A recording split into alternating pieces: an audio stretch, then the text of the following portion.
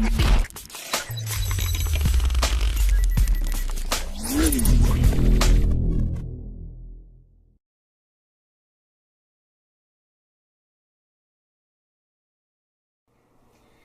this day and age in which public diplomacy is considered as one of the leftovers of diplomatic dialogue is rapidly disappearing, in order to understand the new public diplomacy properly, it is neither helpful to hang on to past images of diplomacy, nor is it advisable to make a forward projection of historical practices into the present international environment.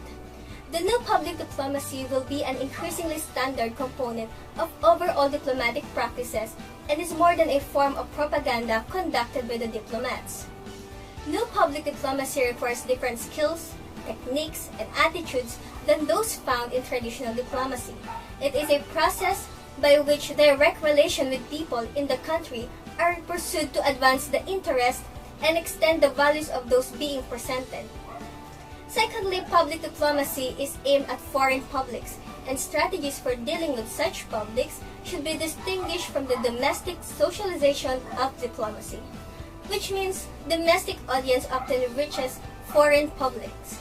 Engaging with one's own domestic constituency with a view of foreign policy development and identity building has become part of it. Power is the ability to affect others to obtain the outcomes you want. One can affect others' behavior in three main ways. First, threat of coercion. Second, inducement and payments. And lastly, attraction that makes others want what you want. For example, loyal Catholics may follow the Pope's teaching not because of a threat of excommunication, but out of respect for his moral authority. Power is also the possession of capabilities and resources that can influence outcomes. For example, someone who has authority, wealth, or an attractive personality is called powerful. International politics, we consider a country powerful if it has large population, territory, economic strength, military force, and social stability. The second phase of power is what we call the hard power. It is rests on the inducement and threats. For example, we all know that diplomats are no longer the only international actors. There are many. One good example are the terrorist groups.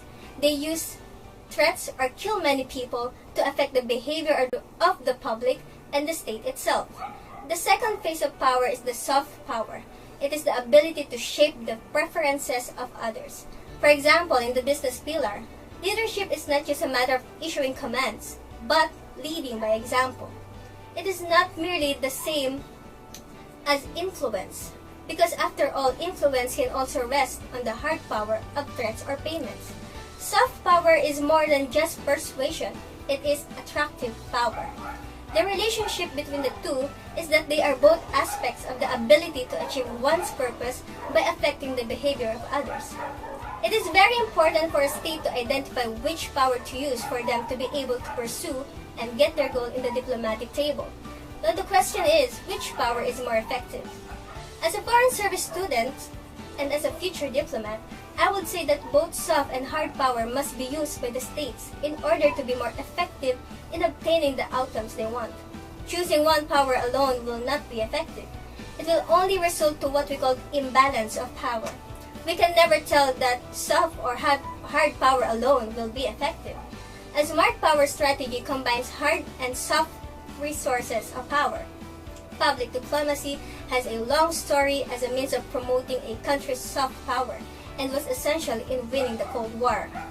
The current struggle against the transnational terrorism is a struggle to win the hearts and of the minds, and the current over-reliance on hard power is not the path to success.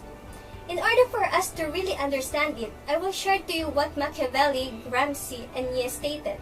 They said that countries should not rely on dominance force and hard power alone. Machiavelli advocates respect as a source of obedience, while Gramsci says that countries itself evokes willingness and cooperation. While on the other hand, Nye believes that a country will become more effective by also persuading others to cooperate. Persuasion will be ensured by the utilization of power, or rather soft power, that makes other countries believe in common interest. In the light of this distinctive, facets of new public diplomacy, it is not surprising that countries confronted with apparently contradictory interpretations of its significance and the techniques that are appropriate to the implementations of new public diplomacy strategy. There must be utilization of smart power. Soft power supports the exercise of military and hard economic power. An arrogant or unjust use of hard power can erode soft power. We must understand that it is not the case that public diplomacy is uniquely the expression of soft power. Rather, there is a public diplomacy of smart power, and this help us to recognize why it is that the application of public diplomacy techniques is often frustrated. Remember, soft power causes misunderstanding as to how the dynamics of world politics operates, and hard power causes violence and war.